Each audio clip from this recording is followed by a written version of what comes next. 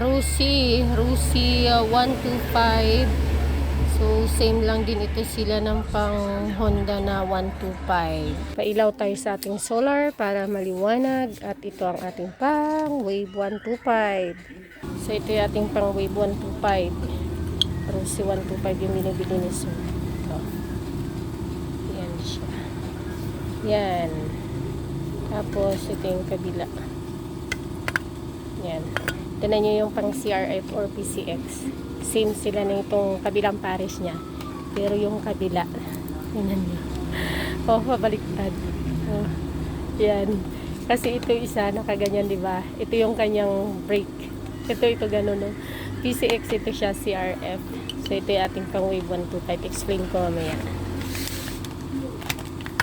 Ayan, ito yung mga pang CRF 250. CRF 150, PCX 150, 160, tsaka mga pang ADB.